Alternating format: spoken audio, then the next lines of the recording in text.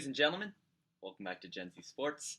I'm your host for today, Jeremy Park. Joining me is...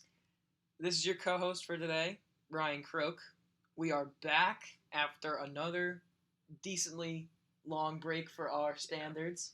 But, you know, I think we deserve one after having the best 2 episodes in the podcast history. Oh, yeah. That Donda review, Kanye, if you're on Spotify and you listen to that, I'm sure you were delighted to see what songs were on that.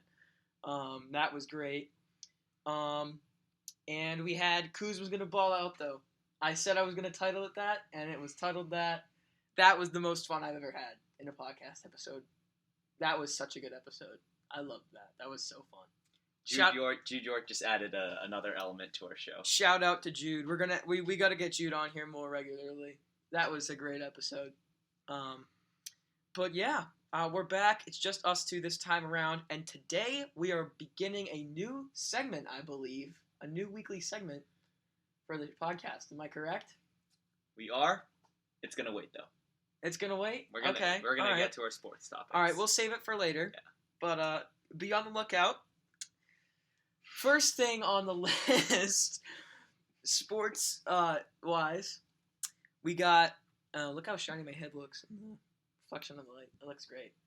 I look stunning today. Just talk about you. Look stunning. Hey, let me have my fun. Okay, we're good. We're chilling. First thing on the list, Clippers. They made a move. I don't even know what week it was because we haven't been on here for a couple weeks now. But I don't even know when this happened. But Clippers traded Patrick Beverley, Rondo, and Daniel Oturu, who I had never heard of before, all for Eric Bledsoe. And I believe they traded them to the Grizzlies, who then traded Patrick Beverley to the T-Wolves. I thought it was the Grizzlies. The Grizzlies got Pat Beverley, Oturu, and Rondo, but then the Grizzlies traded Pat Bev to the Wolves. Okay. I don't even know who they got back. I think they got like Culver and some other no name. Yeah.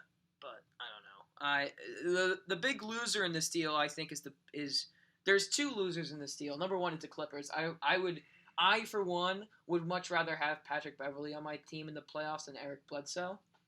Am I correct? Do you agree with me on that? Yes, I think he's the X factor that team has. He's a great leader, and I really like what he brings to the table for that Clippers team. They're going to miss him, I think.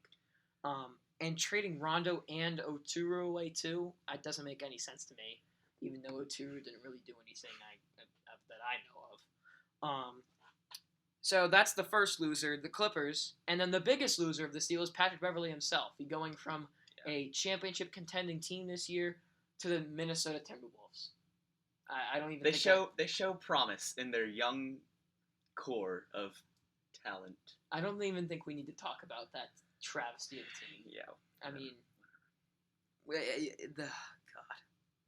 Yeah, I really feel bad for Patrick Beverley. I think they're really going to miss him as I continue to forget to turn off the volume so you hear the email notifications every single week. We do these. Whoop-de-doo. Anyways, is it a good move? We'll see. I think it's not as of right now. We'll see how Eric Bledsoe does. The biggest takeaway from this trade is that the Clippers traded away 2 players better than Eric Bledsoe for Eric Bledsoe. I wouldn't call Rondo better than Eric Bledsoe. No. Okay. Borderline. 3 years ago, playoff Rondo? Yeah, sure. I'll give you playoff Rondo over Eric Bledsoe. Okay. But then again, Eric Bledsoe was better. No, I wasn't talking about Rondo. I was talking about Daniel Oturu. Oh, okay. Sorry. My bad. Alright, yeah, but, I mean, Eric Bledsoe, though, he's like a mini LeBron. He's quick. He's powerful. I mean, I think that if they gave up this much for him, he must have been putting up good numbers in Memphis or wherever the heck he was. Because after that Milwaukee trade with Drew Holiday, I didn't even hear his name for the last 12 months. Pelicans? He went to the Pelicans and they traded him to like the Thunder or something like that. It was like a weird trade. I don't even know where people went, but I haven't heard his name since that trade went down. Yeah. So I don't know how he's been doing. So hopefully he can go back to what he was in Milwaukee, a solid piece that can contribute to a team with better pieces. But I don't know. I would rather have Patrick Beverley as of right now. But we'll see how he fits in. I mean, I don't think any of the 3 are like like solid, point guards. Yeah. Like they're good veteran talent that like you might want on your bench, but it's gonna be hard to start any one of them. So like, true. I feel like this just isn't like breaking news or anything. Yeah, that's true. I just think that come playoff time, I think they're really gonna miss him. Yeah. Like they're really gonna miss Pat Bev. His energy, his leadership. Yeah. Mm-hmm. All right, we ready to move on? I'm ready. Jeremy, you wanted to talk about this one. Ben Simmons. All of a sudden you get into it. Go ahead. So every NBA offseason, you see everywhere on social media, like players like working with other players or just hooping in like open gyms or whatever, and every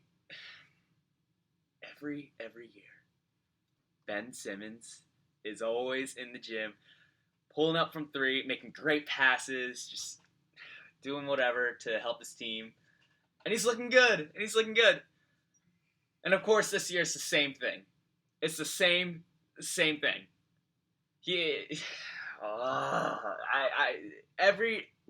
I feel like every single video of him in the offseason is next to identical. Of him shooting threes, of him making amazing passes, of him being the playmaker on the court. Mm-hmm. So this does not give me hope. And that's all I'm going to say. Yeah, here's what I'm going to say. It's the cycle of Ben Simmons. Plays good. I'm going to make one right now. Yeah, make one right now. Post it on your IG or something like that. Here's a cycle of Ben Simmons. We'll start in the regular season. Plays well, consistent in the regular season. People get behind him and think he can be a great talent. Completely craps the bed come playoff time. In the off season, people ask for him to be traded and yada yada yada yada yada. People want him gone. He stays. Then you see off season videos of him shooting jump shots and like, oh, he can hit a three. He's hitting a three against some 5'4" guy in a gym in a one-on-one situation. Who, like, is it impressive? No, I could hit a three in a gym like once every 2,000 tries. Right? I think I could do that. Who do you think would have a better 3-point shooting percentage in the NBA, me or Ben Simmons? Ben Simmons. I don't think it would. I think it would be close. No, it would not. Yeah, I'm sorry, but it would not. No, it'd be like close. I don't like Ben Simmons, but NBA players are NBA players. Yeah, but Ben Simmons is Ben Simmons. I mean, he'd be scared to shoot. If it were the playoffs, then maybe you. Oh yeah, definitely me. I could drop 4 points. Well, game. I mean, like he wouldn't be shooting the threes anyway, so like he wouldn't be. Yeah, I mean, he can't even shoot a dunk against Trae Young. Yeah, like a foot away from the net basket. But regardless, it just seems like this happens all the time with Ben Simmons. And the question I have is not whether he's getting better. The question is, the thing with Ben Simmons is that the biggest criticism with him, for me and for everybody else, has been the fact that he has not developed as a player at all. And my question is he not developing, or is he actually working on his skill set and not putting it into practice in the game? Because you can practice something all you want, but it's never going to show unless you put it into practice in the game. And I feel like even if Ben Simmons came into the season shooting like, let's say he could shoot like 35% from three, which would be a wildly insane statistic for him, we would never hear about it. We would never know about it because he'd shoot like 10 threes the entire season because he'd be scared to take them. Yeah.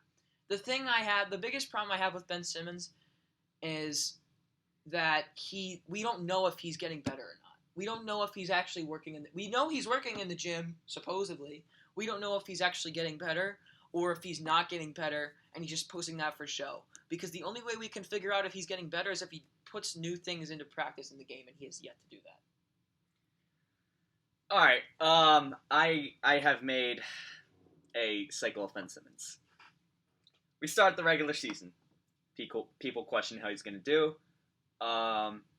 And he has a lot of doubters. He then performs very well, silencing his haters, and shutting down any trade rumors of the Sixers trading him away. if he's not gone by the deadline, I think he's staying on that team until that deal is up. Then the playoffs come, and the Monstars steal his town. Trade rumors heat up because he sucks. Off-season videos surface of him shooting threes and making great plays. We are here. And then the cycle continues. Yeah, Ben Simmons. Here's the thing: he's not a bad point guard by any means, but Ben Simmons in regular season is like a top 8 point guard, maybe top 10 for sure. I think maybe 9, 8, 10 spot. Ben Simmons in the playoffs is like he's a bench bad basketball player. He's a bench warmer. He's not a good basketball player. He's a bench warmer. when it comes to the playoffs. Mm-hmm. Like, literally, not for Ben Simmons standards. He is a bad basketball player. Yep. It's a shame. And if I really hate, like, if it is his lack of confidence, I feel for him because I've been there. I've had, like, I don't, like, I play soccer and stuff, and for a while I didn't have it. I've always been, people always know me as, like, some guy who has, like, so much confidence in himself and yada, yada, yada. But I had, like, for a little bit of, like, a year, like, last year, I had, like, no confidence in myself whatsoever. And it showed. I didn't play that well. I wasn't really happy with how I played. But then I got my confidence back, and I think it changes the entire way you play the game. It's a psychological game. Sport, everything. If you don't believe you can do something, you're not going to be able to do it. Yeah. And I think that's his biggest roadblock at this point. It's not like... he's not developing, not that he's not putting in the work, not that people are hating on him. He doesn't have the confidence that he can get better. And if he can just put that into work and not think about that, he'll be fine. And it's not that he thinks that he can't do it. He can do it. He's done it. I think the pressure gets to him in the playoffs, and you can see that. Yeah. He's so scared of he's so scared of screwing up that he hurts his team. Yeah. He's so scared of screwing up that he's afraid to do what he's good at. Like that, like no basketball player passes up on that shot against Trae Young a foot away from the rim if you're 6'10". Nobody passes up on that shot unless you're scared of missing it. And Ben Simmons is clearly scared of missing it. I feel like he values individual, hype rather than team success, and ironically, that hurts both. You know? Yeah. And my biggest problem with guys like Russell Westbrook and James Harden is that they're stat padding and they always take so many shots and their shooting percentages are always awful. But their points per game averages look great. Well, I'll tell you this. As much as I hate those guys, as much as I hate Jay Crowder for taking 35 threes a game when he was on the Celtics and making one and thinking he could make 10 more, Ben Simmons needs to pull out of their book and find out how good he really is, especially come playoff time. He needs to figure out how well he can perform. He needs to start shooting threes, and so what if it costs his team a couple games here and there? They'll make the playoffs all the same. They'll lose to Brooklyn all the same if they're healthy. They'll lose to Milwaukee all the same. It doesn't matter. You will not figure out if Ben Simmons is a good player or not, or can get to the next level if he's afraid to take the jump. Yeah.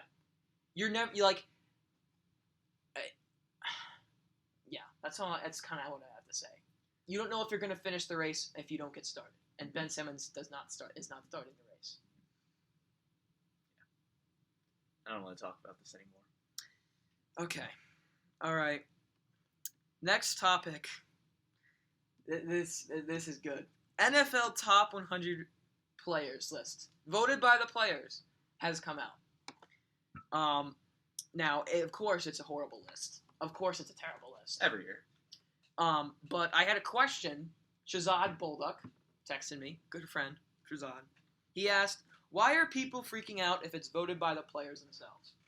That's a pretty good question, actually. I think it's a good question because the players are the ones on the field. They're playing with each other. They know what it's like to be on the field. What do we know? We're not NFL players. How can we rank NFL players if we're not on the field with them? Why are these lists ridiculous? I'll tell you why. I saw a TikTok the other day. Oh my god. And it was a screenshot of somebody who Just guess what team this player plays for. Voted by the players. He had T.Y. Hilton at number 9, Darius Leonard in number 7. He had I forget who else he had. I think he had Michael Pittman in the top 20. Guess what team he plays for? The Colts? Yeah. How would you know?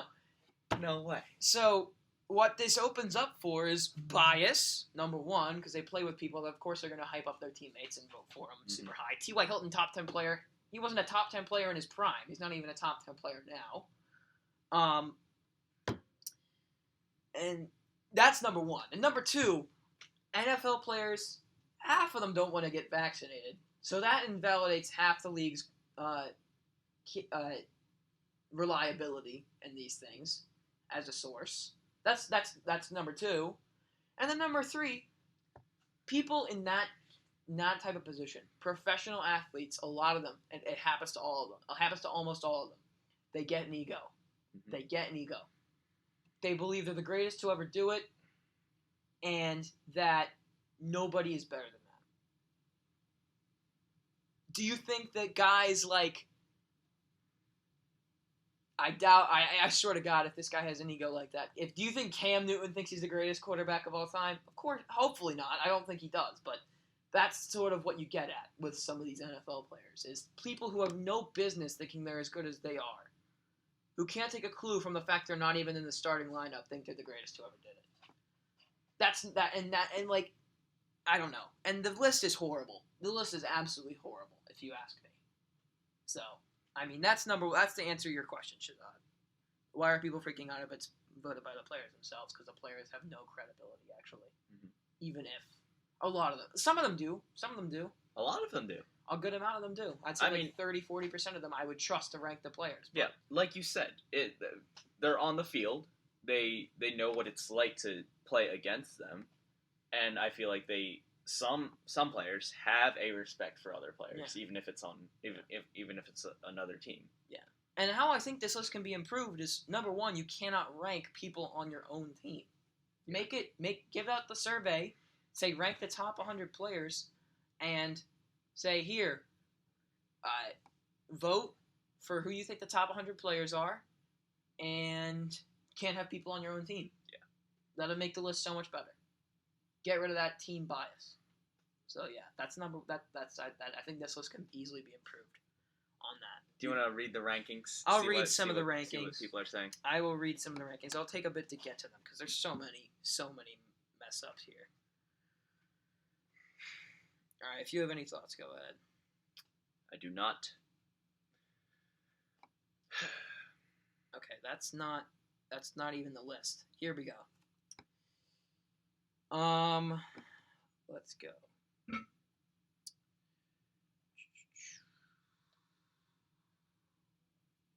Minkah Fitzpatrick is at 52. Sounds about right. Top 3 safety in the league, if you ask me. I do not think that's reliable at all. That's the first thing I'm seeing. J.C. Jackson is over George Kittle. Who? J.C. Jackson for the Patriots. I know who he is. That's God, this list pains me to look at. It pains me to look at this list. Jair Alexander is at 41. Behind who? I have to get to that because they release it by 10 people at a time. I don't even think they've released the whole list yet. But regardless, it's an abomination. That's all you need to know. All right, any thoughts, or are we ready to move on? I'm ready to move on. Okay.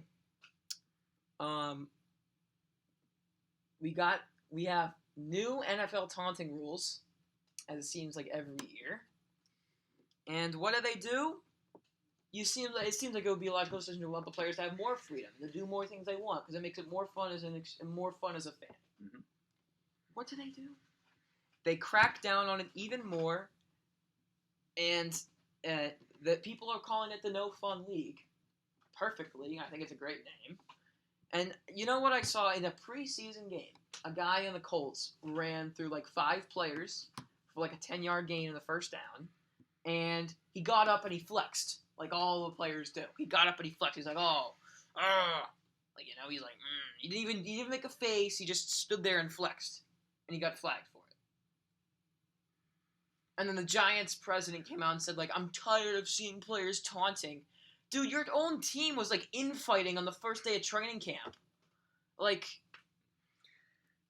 I don't care if you don't like taunting.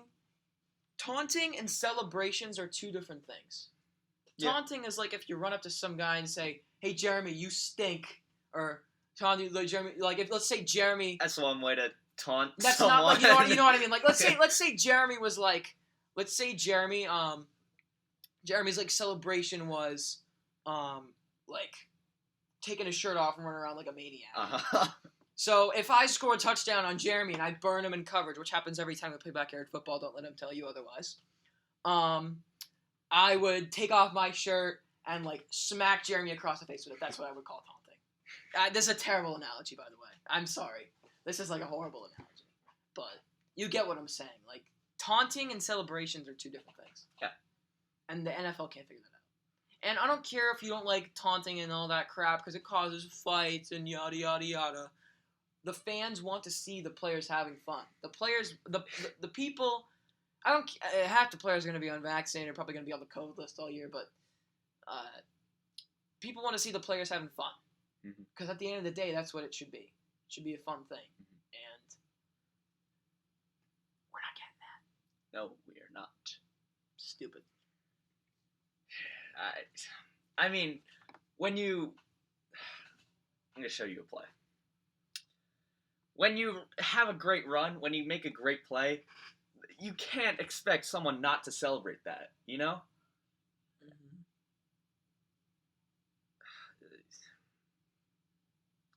What play was it? Adrian Peterson trucks William Gay.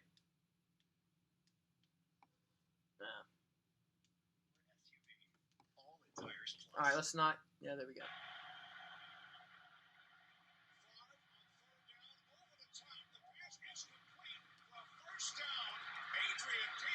Just listen.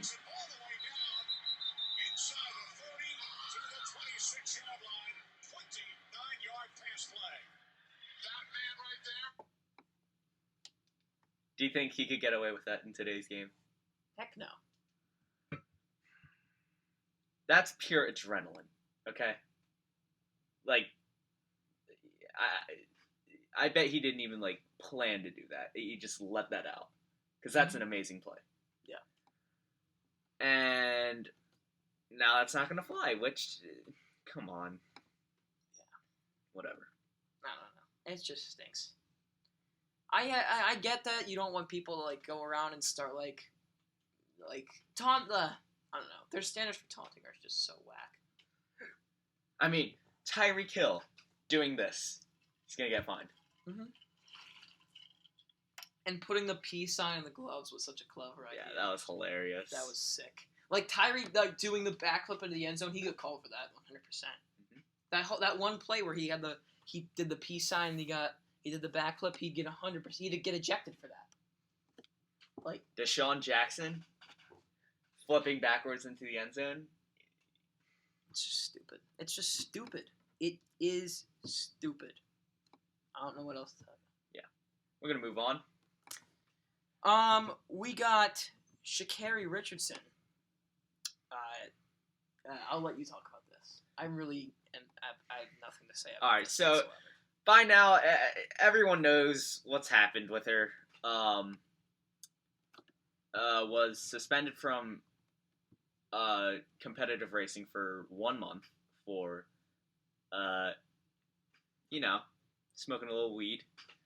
And then she comes back and finishes dead last in her first race back in competition against the second fastest woman of all time now, Elaine Thompson-Herah, ran an incredible race, 10.54. That's not getting enough hype. The world record is 10.49, and that was run on steroids. And she just ran a 10.54. I wish we could be celebrating her, but Sha'Carri Richardson, oh my, Sha'Carri Richardson. I've seen high school boys run faster than her, literally, at track meets this past year. What'd she get? 11-1 or something? Yeah, why does that... All right, here's my thing with it. Why does it matter? Why do people care this much? I get that she was hyped up because of that thing. But I get that everybody rallied behind her. But people gotta stop acting like that she was a shoo-in to win the gold medal. Oh, yeah, Like, for sure. like, because these are like some of the... She wasn't racing nobodies off the side of the street. She was racing some of the top... She's racing the second fastest woman She of all was time. racing some of the top female racers of all, like in the sport right now. And all time. And all time. So, sure, it's disappointing that she finished last. Number one, it's at a Nike event. Does it matter for anything? Heck no. It's not an Olympic qualifier. No. It's not an actual race. I mean, it is. It is an actual race, but it's not like this is going to have any effect on her ability to make the Olympics or anything like that. Why do people care as much as they do? That's my number one question. Number three. I'll answer that later. Her pre-game thing, her post-game thing, or whoever the post-race press conference thing. Interview, yeah. I don't know what the heck she was doing there. Seemed a little ridiculous, but... Alright, so to answer your first question, why do people care so much? People are expecting a miraculous return from the self-proclaimed sixth fastest woman of all time. Yeah. We did not get that. So obviously, she disappointed a lot of people. And it's one race. I mean, she's not done yet. Hopefully she's not done yet. Yeah, but think about the logistics of this. She just got disqualified from the Olympics. She's been training for that for years. Mm-hmm. If I got disqualified from the Olympics, I'm not going to go in and go out and go be like, oh, I can't go. Like, oh, let me just go harder. Like, I'm taking a couple. I'm like, you think Olympic athletes get home the second they get home, they go like right back in the gym? No, I bet you for their own sanity, I hope they take a couple breaks. And I bet you Sha'Carri Richardson took a little bit of a break after she got disqualified from the Olympics. So that's number one. Now, is this a disappointing showing? Yeah, sure. People rally behind her. People expected more. I give you that all day. But I just think that it's not like she like walked at 100 meters in the Olympics. Yeah. She finished last against some of the top racers in the world at a Nike event that has no meaning whatsoever for the Olympic qualifiers after she probably took a break. Yeah, people are blowing this situation out of proportion. Exactly. But it's still disappointing. It is. I'll give you that. And what was your second... Oh, her post-race interview. She got a post-race interview after finishing last. I mean, unless she was the only person there that people had heard of prior to that. I guess. Well, Elaine Thompson and Shelley and Frizz first. But anyway, it seemed like she was trying to go for like a Richard Sherman parody with the "I'm the best corner in the game," blah blah blah blah blah blah. When you try me with a sorry receiver like Crabtree, that's the result you're gonna get. And it kind of failed miserably. Kind of. But Richard Sherman did that after having an insane performance. Oh, yeah. That's the difference. Sha'Carri Richardson did it after finishing last. But, like, I appreciate that she was still holding her head high, that she was confident in herself even after a bad race. And that she acknowledged that she's the sixth fastest woman of all time. Which is gonna rub people the wrong way. People want you to stay humble, say, oh, I'm just gonna keep working, blah, blah, blah, blah, blah, blah. And she didn't say that. She didn't say, oh, I'm gonna put my head down, blah, blah, blah, blah, blah, blah. She came across as kind of arrogant, right? But, come on. Like, I don't blame her. Yeah. I will see. I just think that it's being blown out of proportion. That's really my only takeaway from this. Mm-hmm. All right. Here's a little word from our sponsor. We're going to come back with our brand new segment. Yes, we are. Be on the lookout for that, ladies and gentlemen. All right. So I'm editing this right now. And you know what? I can't find a way to get the sponsor audio that's in the podcast into the YouTube video. And plus, we wouldn't make any money from it anyways, because it's only if you listen to it on the podcast site. So do that if you want to help us make money. Anyways, I don't know why. Whatever. We'll make sure not to. I don't know. We'll figure out something. Thank you for watching. Keep watching. Click off, you die. Boom. I win. All right, bye, guys. Enjoy the rest of the podcast. Ladies and gentlemen, we are back.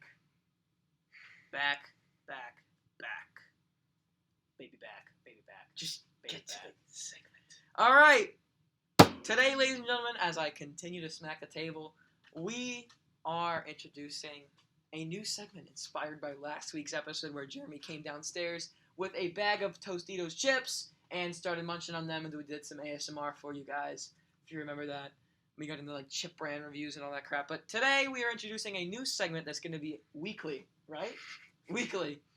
Healthy snack reviews. We are going to come to each episode, whether it's digital or in person, with a snack from our pantry, from wherever, and we're going to review it live.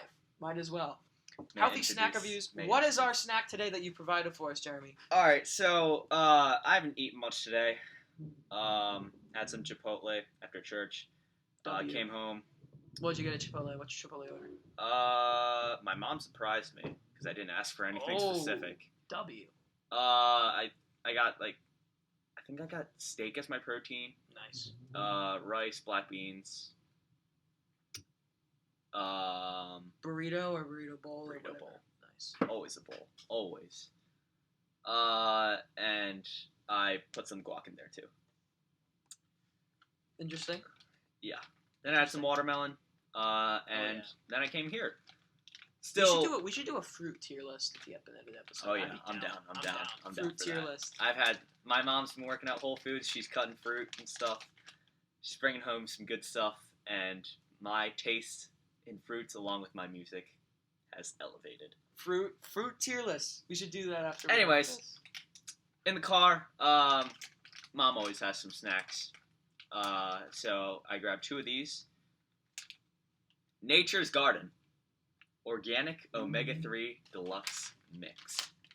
Tell me what you think of these at first glance. I have never even heard of these. Never even looked at these, but it says on the packaging a blend of cranberries, walnuts, pepitas, which I do not know what they are. What those are? Almonds and pecans. This sounds disgusting to me. What? I do not eat any of these things. Cranberries slap. Walnuts Cranberries are good. Almonds slap. Pecans slap.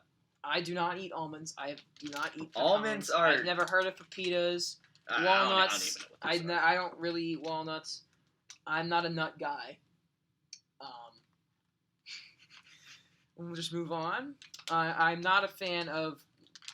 I was about to say not a fan of nuts, but this is...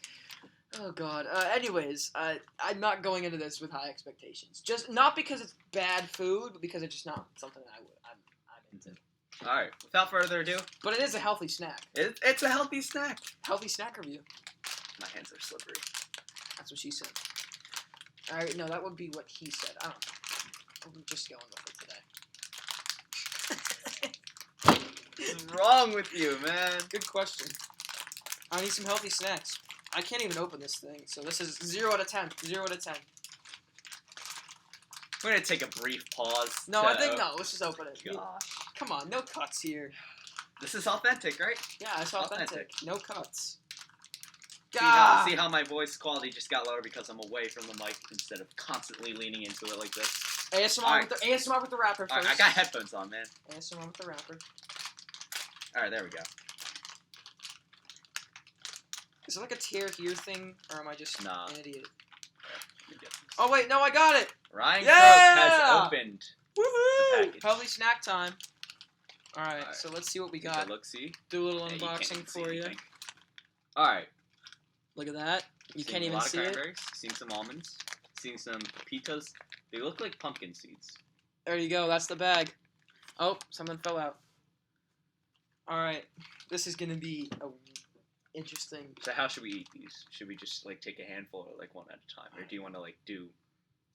How about like a review of each item and then like a handful? See how it's all like a combo. I mean, yeah, sure, I guess. All right. Almond. See how it is. Is this an almond? Yes. I do not eat nuts. God. It's got some of the cranberry on it. Add some extra sweetener. It's not too crunchy. What is wrong with you? I don't think I'm ever eating another almond after this. Ugh. Almond slap. This is awful. There's no flavor. It's just crunch. Not even crunch. You're just chewing. Take yours then. Go ahead. Thank you. Almond gets a 0 out of 10.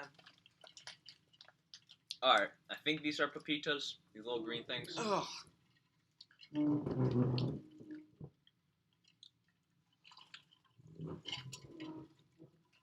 Let's get some cranberries in here. I'll take a cranberry. Delicious as always. Let's get some walnuts. Just rancid. We'll say the walnuts are the worst part of this. Yeah.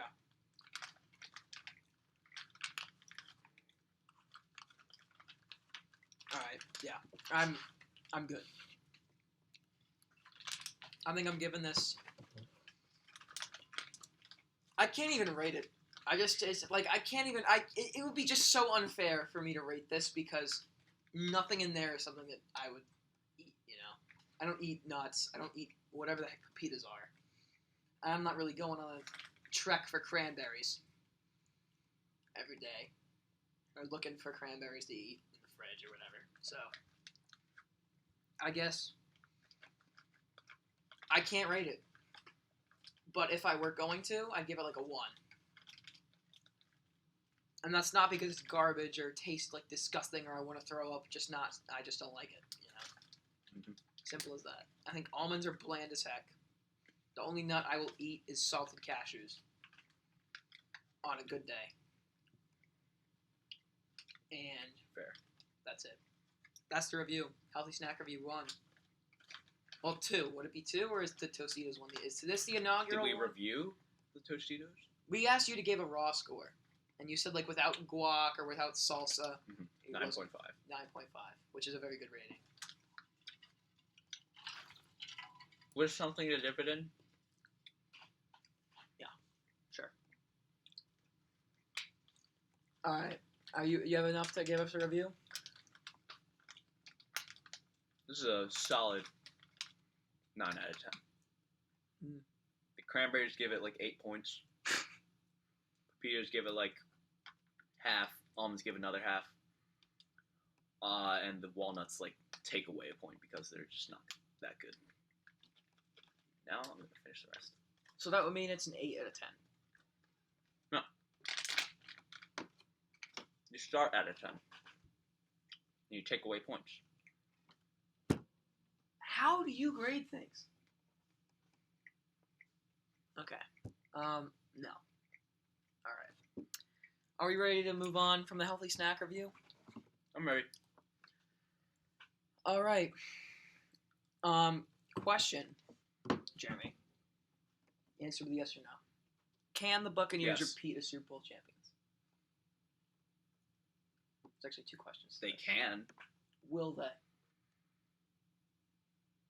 No. I'm with you. I think that this team is the most talented team going in. They're very well-rounded. Wide receivers, they have a lot of depth. Greatest quarterback of all time. Defense is top 2 in the league. Top 3, maybe, if you really don't like them. I would argue that they're the best, but this team is just well-rounded at every position. There's no holes in this roster whatsoever. Their O-line is great. Their defense is great. Their secondary is great. Their front 7 is vicious. Tom Brady at QB, not Patrick Mahomes, but you can't complain. Wide receivers, Chris Godwin, Mike Evans, Antonio Brown. None of those guys are going to be at their best. Like Chris Godwin had that year 2 years ago with his last year with Jameis. That was an insane year for him. He didn't really live up to that the next year, but he didn't play bad by any means. They're not going to have like an insane like 1,500-yard season, but they're just a 3-headed monster there. You know, no team has that. So I think that this team definitely has the talent to do it. I just think that it's very rare that teams repeat Super Bowls. The last team to do it was the Patriots in like 04, 05, I think.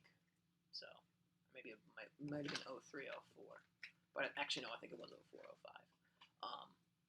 But it's very hard to repeat Super Bowl champions. So, especially with a lot of teams just getting better this year. Especially in their conference. So, we'll see. Depends on who they face in the AFC if they make it to the Super Bowl again too. I don't think the Chiefs are losing again this time around, barring any injuries. So yeah, we'll see how it goes. Can they? Yes. Will they? I do not think so.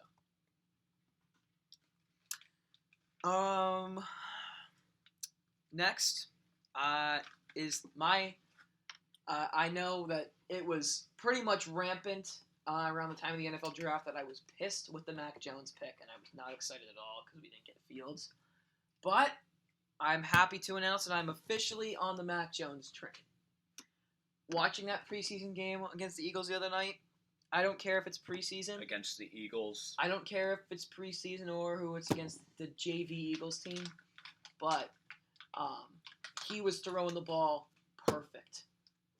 Not perfect, but like lights out. He was throwing bullets. He was throwing right to people.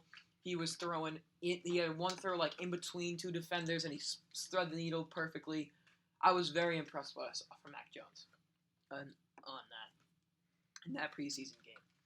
So what do I want the Patriots to do with Mac Jones and Cam Newton? I want to start Mac Jones. I want him to play the entire season unless he starts fumbling the bag and we put Cam in. Here's the thing.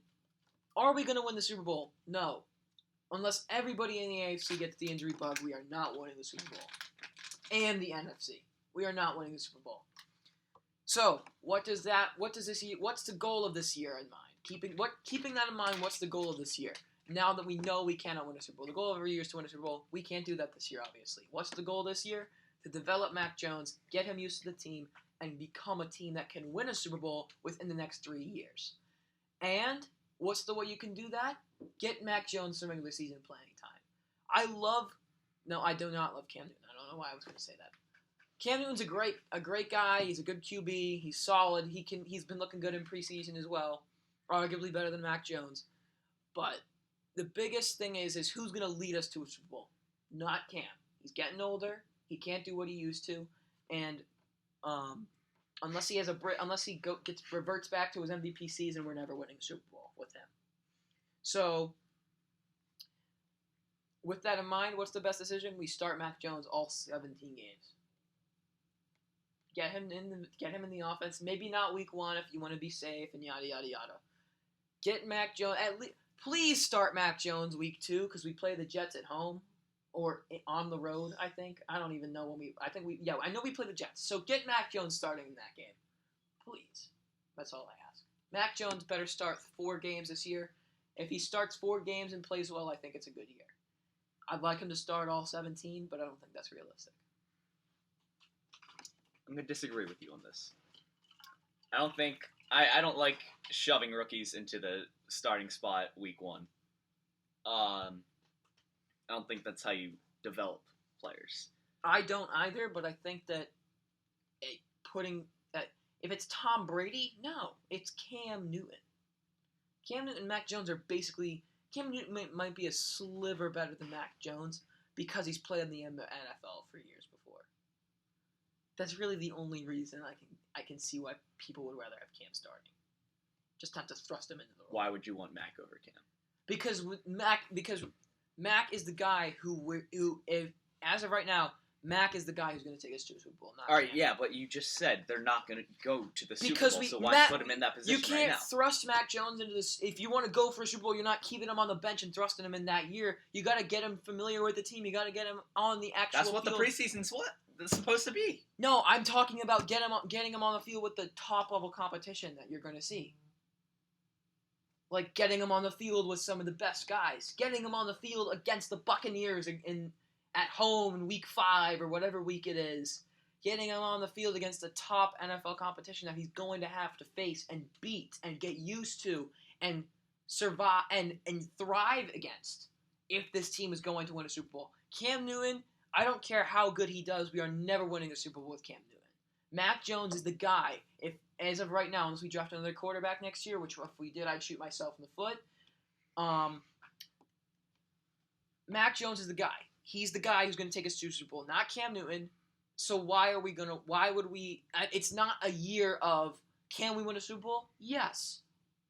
No, that's out of the question.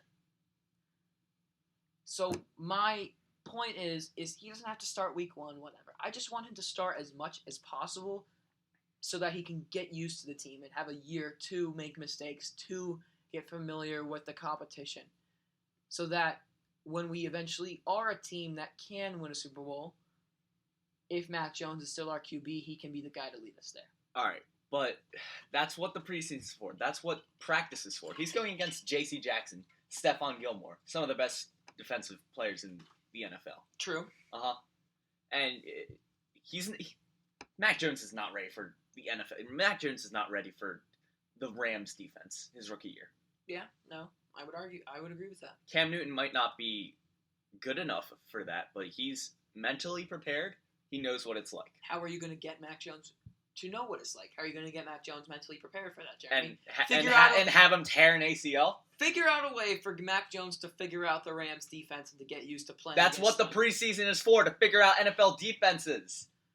You don't put a rookie quarterback on the biggest stage in his first season like that. I'm not asking for him to be the starter for all 17 games. Yeah, you literally said that. You literally said that. That's not what I would like that to be the reality, but that's not going to happen. So what do I want as a minimum? I want him to start 4 games. Okay, that's fine. Against the Jets. If Mac Jones doesn't start a single game this season, it's a failure. I don't care how well we do, unless we win the Super Bowl. If Cam Newton doesn't win MVP and Mac Jones doesn't start a game,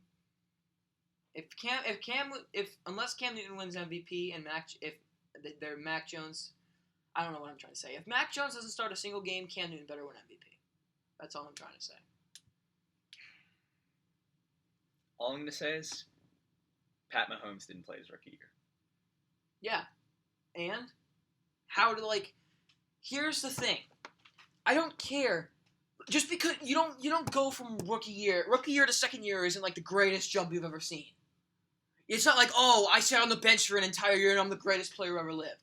Pat Mahomes. That's basically a redshirt year. Pat Mahomes that's where you're going to see your biggest leaps. Pat Mahomes could have played that rookie year. He might not have been the same. He wouldn't have been as good as he was the second year, but he would have been good. He would have been better than Alex Smith, if you ask me. Mac Jones sitting on the bench for an entire year with Cam Newton as his mentor is not going to do him any favors.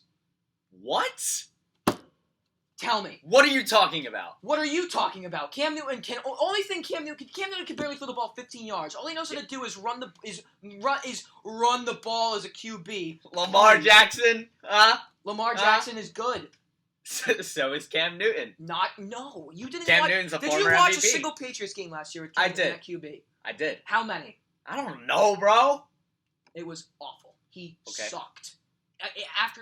He played well for the first 5 games. After the COVID thing, he sucked garbage. Okay, exactly. Awful. I'm not asking Mac Jones to put out the greatest number. I just want Mac Jones to be on the field with the regular roster. Preseason is great.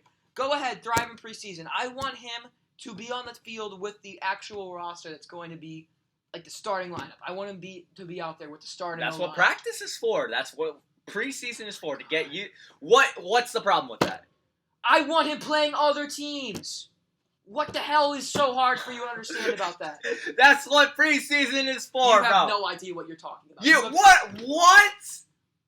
Jeremy, do you think teams put out their starting lineups in preseason? Please tell me. Yes, they literally do. For like 5 minutes. Mac Jones wasn't playing those 5 minutes. The Eagles started their starting 11 in that preseason game. They didn't have it in when Mac Jones played. The Patriots started Cam for the first drive or first 2 drives. Then he got pulled. The Eagles might have started their starting defense. Then they got pulled. Exactly. That's what I'm saying. Mac Jones hasn't played against an NFL quality defense that he's going to face. He has yet to play against a defense. Do you expect him to thrive against that in his rookie year? I don't want him to thrive. I want him to get experience. That's what I want this year. You don't want him to thrive? Of course I want him to thrive. That's not what the goal is. The end game that I want, that I'd be happy with, is him getting the experience. I could care less about him thriving. Of course I want him to do it, but unless he reveals that he's like the worst quarterback who ever lived, I just want him to play against a couple of these NFL level defenses that he's going to be playing with again in the division or in the playoffs or in the Super Bowl should we get there with him. I want him playing with that sooner rather than later. I understand where you're coming from, but the problem with that is the thing. All right, go ahead. No, you go ahead. No, go yeah, ahead. you. Go. You can go. You can go. If Cam Newton wasn't Cam Newton is the starting QB. He's fighting with Cam Newton. He's not fighting for the job against Alex Smith like Patrick Mahomes was. Alex Smith was pretty good at that time. He's not fighting for the job with Josh Allen. He's not fighting for the job with Tom Brady. He's not fighting for the job with someone who is vastly better than him, who has set themselves as a quality starter. Last year, Cam did anything but cement himself as a quality starter in the NFL. This job is not Cam's locked in. This job is up for grabs. If this job is not up for grabs, yeah, I'm 100% with you. I don't think Mac Jones should be starting at that much. I don't think Mac Jones should be starting his rookie season. I'm not a fan of thrusting him into the season either. But Cam Newton is our starting QB. What benefit does it have to have Cam Newton under center? What does Cam Newton bring to the table besides veteran experience? What's the thing that Cam Newton has over Mac Jones as of right now? One, he can run the ball better because he's a mobile QB. Mac Jones is never going to be able to run the ball. I don't give a crap about that. The other thing he has above Mac Jones that I've seen is experience. He has experience. And what's the only way Mac Jones can get that experience to be eventually better than Cam Newton within his first 5 years of his NFL career? Playing against starting teams. Playing in the regular season. Starting a game in the regular season. How did Pat Mahomes get to where he is? Tell me. Enlighten How me. do redshirt freshmen in college basketball get to where they are? They take a year to develop under a system, Okay. and then they come out in year 2. They're stronger, they're smarter, they know the game better, and they thrive. I'm not asking for Mac Jones to be the greatest player ever lived in his first year. I just want him to be on the field that first year. And that's all I want. And he's gonna get that. He's gonna get that. I hope I don't think he should be starting week 1.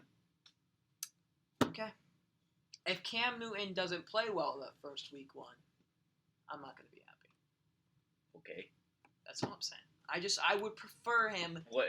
because week 1 we have the Dolphins and week 2 we have the Jets. What better way to get him into the NFL than playing a division rival the first 2 weeks? Get him used to that. You can pull him out after those 2 weeks. But Mac Jones under center versus Cam Newton, I get it. Your argument is completely valid. If I just think that in my perspective, I do not think Cam Newton is that much better than Mac Jones. This job is not Cam's to have. This job is not Mac's locked in. This job is up for grabs between these two guys. There is a quarterback competition going on. It's not Nick Foles versus Carson Wentz that one year before he tore his ACL. It's not like How? It's not like that because these two guys are at a very similar talent level, in my opinion. Nick Foles and Carson Wentz weren't? Not the year Carson Wentz had that MVP caliber season. No, that job was Carson Wentz at the beginning of the season. Nick Foles was thrust into that role after he got injured. I'm not asking. How did he do? He got them to a Super Bowl. I don't care what happened the next year. Carson Wentz was a starter yet again. I get it. You're 100% right. If there's a better quarterback than Cam Newton under center, but the reality is that Cam Newton, even if he's under center, he's not going to bring much more to the table than Mac Jones will. He's not going to be much better than Mac Jones, if at all better. That's the thing. That's not that I want Mac Jones to be the best quarter. It's not that I want Mac Jones to start because he's a rookie and that I only want him to get the experience, which is what that's the number one thing I would want. That's the other reason I want him to start is because Cam Newton isn't going to get any better from here. Cam Newton's not going to get any better. Cam Newton isn't getting any better with time. He is on a sharp. He's either gonna have a good year or he's gonna have a sharp decline, and I'm expecting the latter. And Cam Newton and Mac Jones are at a similar talent level, and I think that it would be a smart decision to put Mac Jones, especially considering who you're playing the first 2 weeks against division rivals. Put Mac Jones in for those 2 weeks. You can pull him out if he plays bad, or you can pull him out of the first week if he plays bad. Cam Newton and Mac Jones are similar talent levels. That's another reason I think it's a logical idea to pull him out. Cam Newton's not vastly better than him. The problem is, in quarterback competitions like these, Cam Newton's better. Right. So he's going to get the starting job. Yeah, probably. And he also has experience. So he's going to get the starting job. And I keep saying this. I don't want to thrust him into a situation that is unnecessary, and two, he shouldn't be getting that in the first place because he's not better. I would argue otherwise, but he is better. You're going to get more. You have Mac Jones might not look better than Cam Newton right now, but trust me when I say that you're going to get a whole lot more out of Mac Jones if you allow him to thrive than you will out of Cam Newton. In his first year, rookie year. It's possible. Okay. You're not going to find out till you put him in. That's all I'm saying. I just want him to play. I mean, I want him to play too. I want him to get experience. That's why he's getting experience in preseason. Why he's practicing. I want him to get with a quality experience defense against rival teams, against other teams. What does that have to do with anything? Because you're not playing preseason. You're not playing teams at their preseason level the entire season for 17 games. You're not playing teams at their preseason level in the playoffs. You're not playing teams at their preseason level in the AFC Championship game. You're not playing teams at their preseason level in the Super Bowl. You're playing teams in their preseason level when they're putting in their bums to see if they can make the team or not. Half the guys who play in preseason end up getting cut. Why? What? I get that Mac Jones gets time to develop with that team. That's great. That's awesome. I want him playing with the actual starting lineup. Is he ready for that? I don't think so, because he's a rookie. You're not going to be able to find out if he's ready or not if you don't put him in. That's why we have practice. I don't care. Cam Newton and Mac Jones are not vastly different talent levels. Cam Newton, it might not even be better than him, let alone vastly better than him. He's not vastly better than him, let alone he might not even be better than Mac Jones. It's not like it's Mahomes versus Mitch Trubisky. It's not like it's Josh Allen versus Andy Dalton. It's not like who do you think should be the starter in Chicago?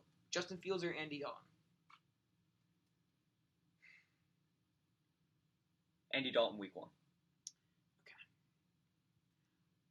Then I think what the smart thing to do is probably put Cam in week 1. Put him in for at least a couple weeks. Then put Mac Jones in against the team that you can easily beat. Mm-hmm. Let him see how he goes. Mm-hmm. That's the smartest way. I'd prefer... Put him in garbage time, too. I'd prefer they put him in a little bit earlier than that, but I get what you're saying. I'm going to say this just one more time. I want Mac Jones, Justin Fields, Trey Lance to develop, not get thrust into big situations so too you're quickly. Saying Jimmy G should start over Trey Lance? It's a coach's decision. What would your decision be if you were the coach? Jimmy G or Trey Lance, please. This is not even a competition. It's a coach's decision. It's Trey Lance. Trey Lance better start. He is so much better than Jimmy G. Okay.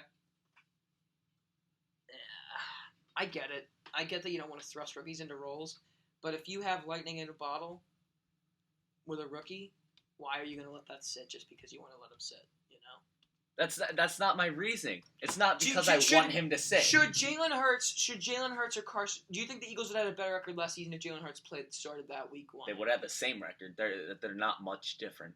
Would Jalen Hurts have played better than Carson Wentz last season if he played the whole season? They would have played the same level. Would Jalen Hurts have played better? Yes. Would he have played better? Answer that. Yes. No. He would have. Did Carson Wentz impress you last year at all? I hope he didn't. Because if Carson Wentz didn't impress you last year, Jalen Hurts didn't. And Jalen Hurts impressed me last year. How? He was thrust into a garbage role, and you know what he did? He led that team to have some competitive games against some top teams in the NFL. Got a lucky game against the Saints. Lost to the Cardinals. Lost to the Cowboys. Who else did he lose to? He lost to the Packers. Well, that was half a game. Yeah. Played better than Carson Wentz in the half a game. Okay. Just saying. Okay. 3 games is not gonna. Okay. All right. Other takeaways from the NFL preseason. Any other players who impressed you? Justin Fields should start week 1. Trey Lance should start week 1. Zach Wilson is playing well. I'm impressed with the Patriots guys. J.J. Taylor, I liked his performance. Jacoby Myers. Like Jacoby Myers a lot. N'Keal Harry. Don't even. I'm counting. I thought this guy was getting traded. Why is he still on the team? Can we just cut him? Can we just cut him now? I don't think you can. Better, please. God, I hate him. What the heck did I type in the notes list? Jesus. But yeah, I mean, I think that the quarterbacks are looking great in preseason so far. Again, it's preseason. It's not like it's the regular season, but they look good. So there's that. Mm-hmm. Eagles look horrible, losing 35-0 Chargers look great. Derwin James had a pick 6 guarding George Kittle. Chargers are looking great. Justin Herbert is primed for an MVP season. Keenan Allen looking great, that connection. And the defense is looking a lot better. Derwin James obviously coming back. Joey Bosa coming back. I love that team a lot. I like that. Losing Melvin Ingram hurts, but I like that team a lot. And we got our rookie cornerback, Asante Samuel. He's got that NFL gene. He's going to lead that secondary to a great season. Derwin James is going to lead that secondary, but yeah. And do you guys still have Casey Hayward? Do we? Not Casey. Yeah, it might not be Casey Hayward, but he's the dude on the Steelers. Yeah, I know, but there's a Hayward that played. He had a great season that one year. I forget what he. I might be thinking of the wrong name, but I forget who he had. But he led the league in interceptions a couple years ago for your team. Cool. But yeah, that's pretty much it. And now we get to the main event of the show. I don't know what to call it. NFL playoff picture predictions. Basically, what this means is we're going to predict the division winners and the wild card spots, and pick our Super Bowl winner before the season starts to see how accurate it is when the season ends. You have a list ready? I do not. Great job, Jeremy. Thank you. All right, so I'll read my list and you give your takes if you think anything different, okay? Whatever. We'll figure it out. Let's see how you recommended me do my thing. All right, so how I have my list organized, I have the division winners in the AFC, then I have the wild card teams, then I also have a spot of teams I could see getting a wild card spot, teams that will be narrowly missing. Then I have the same for the NFC, obviously. I'll just give my division winners. You can just give your takes on my list, and you can throw in some of your opinions too, if you think the other teams will make the wild card and all that crap. So division winners in the AFC: Chiefs, Bills, Browns, Titans. Is that a valid list? Let's see the other teams. All right, Chiefs, Bills, Browns, Titans. Chiefs and Bills are a lock. Unless the Patriots find lightning in a bottle, the Chiefs and Bills are a lock. Titans could have competition with the Colts, but now that Wentz is out, I doubt that's happening. And then the Browns, the only other team is going to compete with that. There's the Ravens and the Steelers might give them a bit of a fight, but those teams are not better than the Browns. I have the Ravens winning that. No. The Ravens is the only other team that could win that division is the Steelers, and I think that I think the Ravens are going to have a better season than the Steelers. But if the Browns don't win, the Ravens are not winning that division. If the Browns don't win that division, the Steelers are. But if the Browns win it, the Steelers are missing the playoffs. It's kind of weird how I think that's happening. What? It makes no sense. But I think that if the Browns don't win that division, the Steelers will. But if the Browns win that division, the Steelers will be third. NFC? I'm just going to go through the whole AFC. Okay. Wild card AFC. Dolphins, Ravens, Chargers. Teams I could see getting a wild card spot: the Steelers, the Patriots, the Colts, and the Broncos. Any thoughts on that? Agree with most of them. All of them. I think the Broncos. I think the Broncos are a team to watch out for. I think they could sneak in at 7. And I think that my dad and I looked at the Patriots' record this season. Looked at their schedule. We made a record prediction yesterday. Mm-hmm. I have them going 11-6. And they could go better than that, depending on if they win the games they need to win, and if they beat the teams they can beat. They can go. This team can be a 13-win team if all goes well. They can be. Will they be? No. I think they're going to be an 11-win team. I think they have a chance to be 9 wins, chance to be 13 wins. But I think that they could beat the Dolphins in the division for the wild card spot, which I would love to see. Anyways, Broncos I like. Steelers, not a big fan of that team, but I think that Big Ben's only getting older. That team's not getting any better. The only position they might have got better at was signing Melvin Ingram to the linebacker core, which didn't really need much help in the first place, but it doesn't hurt. Defensive end, I think. And then the only reason I could see the Colts making it is if Carson Wentz comes back early and Jonathan Taylor has a great season again, and that team's pretty well rounded, except for Carson Wentz in the wide receiver core. So, yeah. Division winners for the NFC. I got the Rams, I got the Bucks, I got the Packers, and I got the Washington football team. Why do I have the Washington football team over the Dallas Cowboys? Because the Dallas Cowboys, they're always going to find a way to screw something up. It's in their nature. Wild card. A team with no name. Wild card, Seahawks, Cowboys, 49ers. Could see getting a wild card spot in the NFC. Cardinals, reason why I don't think they are is because they just don't have enough talent on the roster at all sides of the ball. That they have 2 good names.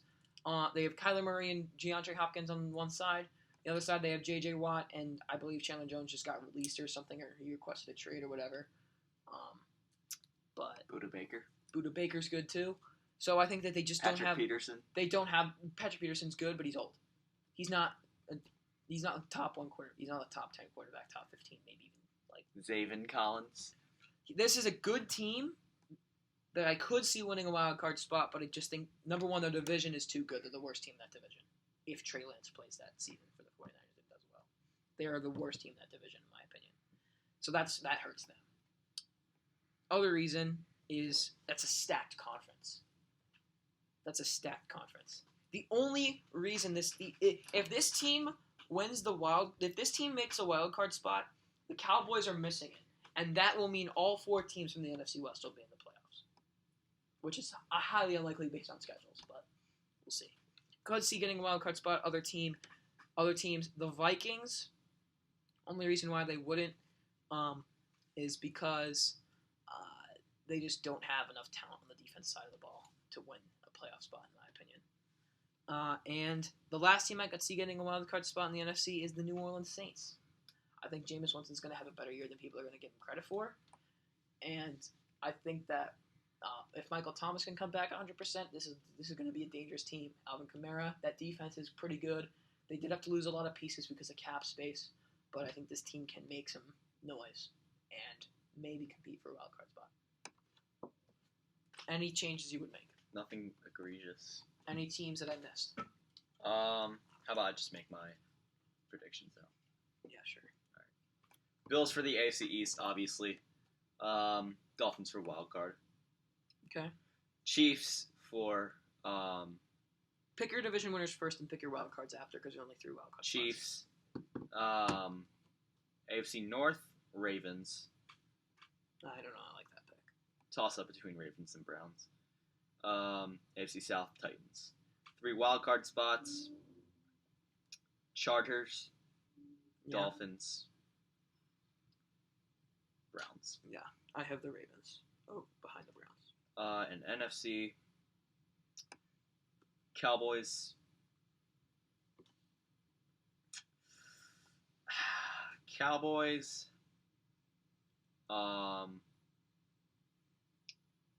Packers,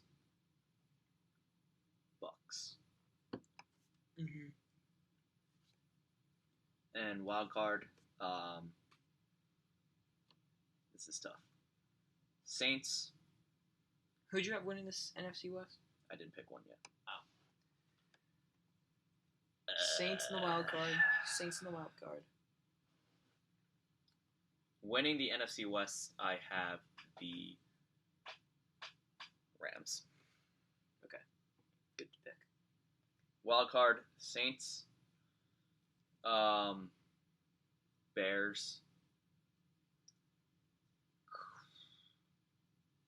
Cardinals.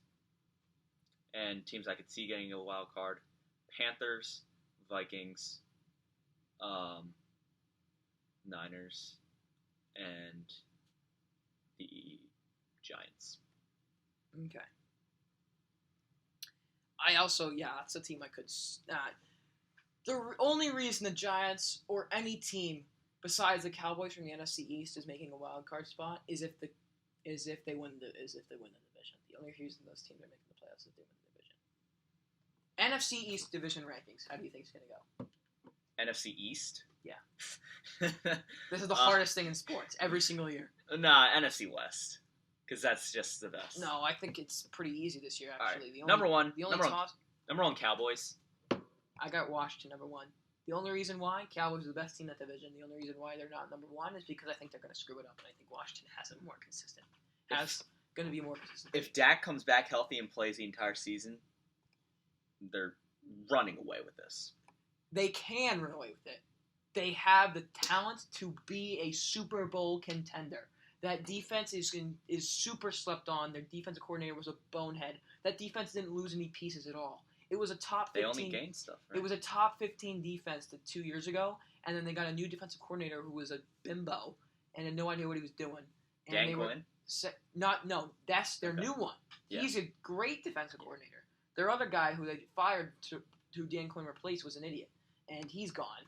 Mm-hmm. They were like a second worst defense in the league. I think that defense has the potential to be a top 15, maybe even top 10 defense. Now that especially Dan with Quinn's Michael there. Parsons. And they got Michael Parsons, so I think that defense is going to have a great year. And I think that the only question mark on this team is Jerry Jones and the Cowboys themselves. What Jerry Jones have to do with anything? Jerry Jones, here's the thing with the Cowboys. Every single year, this team comes in with an extremely talented roster. Mm-hmm. What's the thing holding them back? God knows what. But every year there's some fiasco, there's something that happens, and this team doesn't live up to expectations. So what do I have to naturally do? I have to lower those expectations. So I think the Cowboys have the potential to be the second best team in the NFC. They have the potential to be the second best team in the NFC, behind the Buccaneers. Will they? Highly doubt it because it's the Cowboys, and things always go haywire with the Cowboys, without fail. Okay. I'm just saying. They always disappoint. It always happens. They always disappoint. And that's the only reason I can't put them at number one. I think this is a new year. And I like Washington. A new leaf is being turned. I like Washington's team too. I think that defense is great. Top 5, top 3. I like Fitzmagic. I like Tyler Heineke if they put him in. Tyler Heineke. Taylor. I like Terry McLaurin. I like Antonio Gibson a lot. I think that team has a lot of young talent that they can utilize. And I think Fitzmagic's still got something in the tank. He's going to be pretty decent. So yeah, I think that team has a lot of good upside. And I just think that team is going to live up to... I think that team is going to exceed the expectations while the Cowboys are going to disappoint. That's the only reason I have them above. Okay. There's just not enough firepower on Washington. Like, they're a solid team. I'll say that. What team is going to make a splash in the playoffs? The Cowboys are, if they can get past their inevitable fiascos. But the Washington football team, I think, is going to win the division. Just because they don't have that crap going on, despite being the crap they have going on is with management, not with the players. Mm-hmm. Well, yeah. But yeah, the Cowboys offense is looking, very good. On paper, yes. Dak Prescott, CeeDee Lamb, Amari Cooper, Tony Pollard. Zeke. Who? Zeke. Yeah, he's fallen off. He's not good. And the O-line, good as ever, right? Blake Jarwin, Dalton Schultz at tight end. I think they're primed for pretty good years. And the defense. Oh wait, they didn't draft Patrick Surtain. Trayvon Diggs. Yeah. Micah Parsons. Byron Jones. I mean, what can I say? What's the guy's name? Jalen Smith. He's all right. He didn't have a great season last year because that whole defense sucked, but I like that team. I like that defense. I love the offense. I do as well. I'm a big Dak guy. Of course, you know that. Mm-hmm. All right. Only thing that's left, Jeremy, Super Bowl winner. Now, well, first we'll give my Super Bowl pick. I gotta go with the Chiefs. I really can't pick any other team. But I will say this: these are the teams I'll make a Super Bowl game prediction, score prediction, whatever, and then I'll also make a dark horse. I'll list my dark horse teams to make it to the Super Bowl. Super Bowl game this year will be the Chiefs versus the LA Rams. The LA Rams will be playing the second ever home game in a Super Bowl, and this game they will lose 30-17.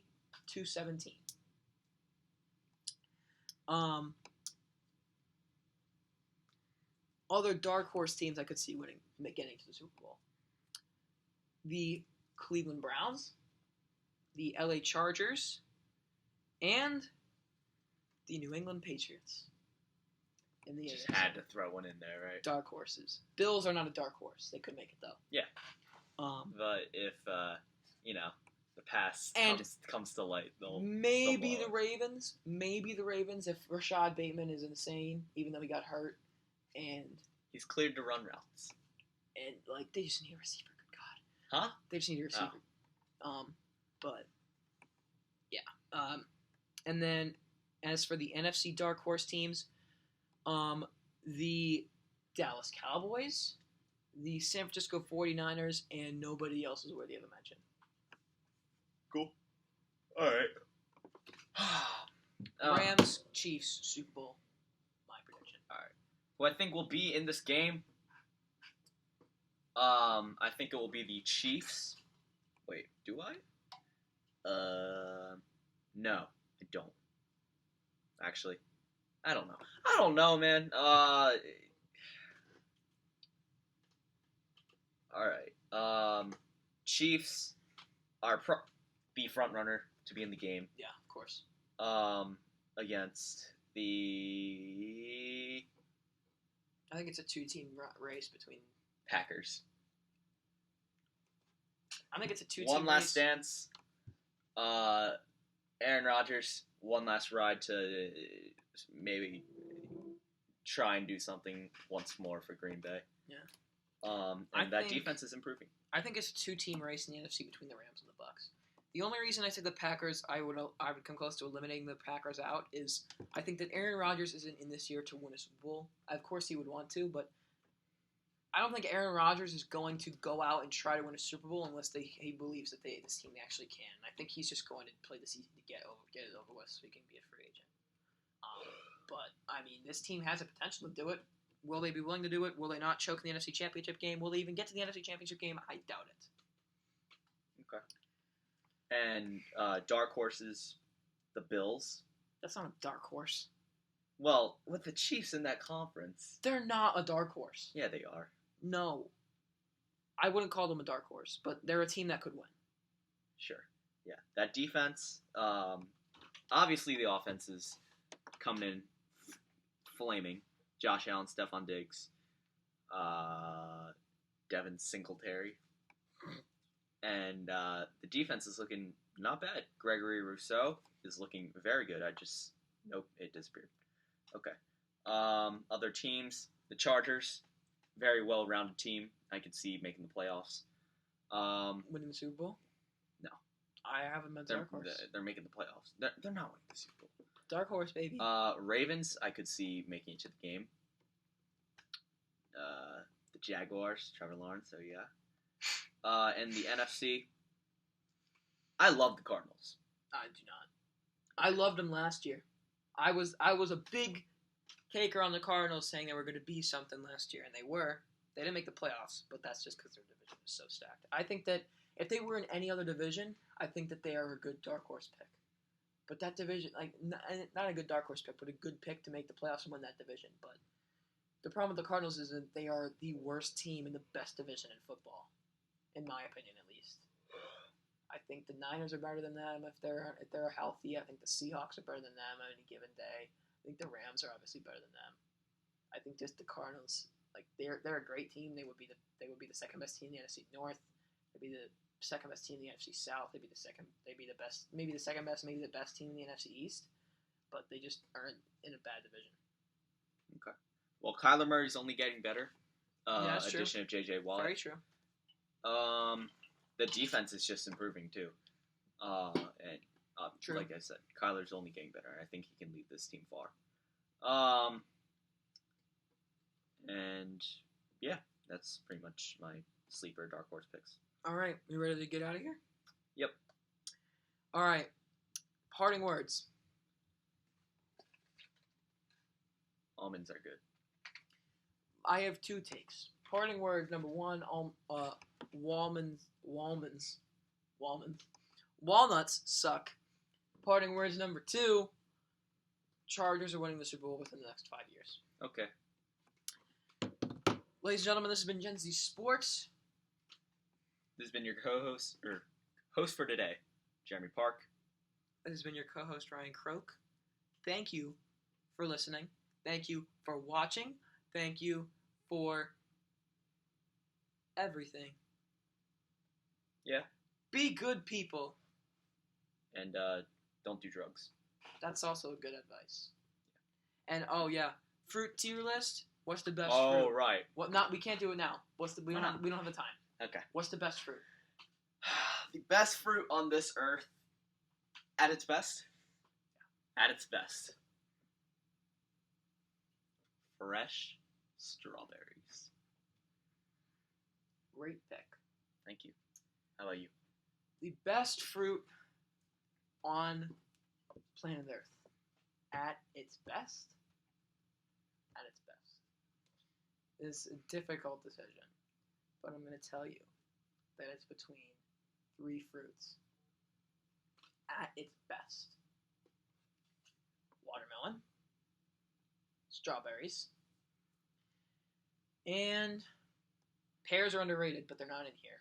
Pears are underrated. And, you know, the third place fruit, Jeremy? Good old classic apple. Very hard to get a perfect apple, but when you do, it's glorious. It is. So I'm going to have to get the apples out, just lack of consistency. Yeah. And you know what? Well, this is at its best, right? But I'm doing it based on my experiences. So Sure. at its consistency between apple, watermelon, and strawberries, strawberries got to go. Watermelon is the best fruit in the world. All three, watermelon S tier, strawberries, and whatever I said, apples A tier. Apples can either be S tier or they can be like D tier. Yeah. It all depends on the apple. I mean, you don't really get bad strawberries, right? True, but they can depends on when you eat them, how ripe they are. They gotta be Sure. dark. If you nothing is worse than a light strawberry. Green strawberries. Ugh. Yeah. Underrated fruit besides pear. Underrated fruit? Blackberries. Cantaloupe. They've fallen off for me. I kind of grew off of them. Love cantaloupe. Oh, actually. The most underrated fruit in the world is a Korean muskmelon. It's called chame in our language. I'm going to have to bring you sometime. But That can be your healthy snack review. it could be. Looks like this. Looks good. It is incredible. Mm. This is an S tier fruit. I don't know why I forgot about it. Okay. But at its best, not better than strawberries, but it is an S tier fruit. I'll hold you to it. I will bring you some. Fruit tier list review. That's the healthy snack. Fruit tier list episode coming soon. We should do that next week, like high key. Fruit tier list, go on the tier maker thing, and Yeah. all right. I'm down. Fruit tier list. We'll have to do it in person. Yeah. Figure out when we do it. Next in person episode, fruit tier list, coming to you whenever the heck we find time to get together again. Thank you for listening. This has been your coach, Ryan Croak. This has been your host, Jeremy Park. We will see you all in the next episode of Gen Z Sports. Can't even say next week anymore. Goodbye, everybody. Good luck with school starting. Good luck with whatever the heck. This next Tuesday. Summer is over. I hate you, school. Yeah. Well, we're going to wish that we didn't want to grow up one day, and we're in those days right now. And this is we're in the good old days, you know? Rock, paper, scissors. Rock, paper, scissors, shoot. I win. All right, goodbye, everybody. Good night. Ryan wins at life. Goodbye.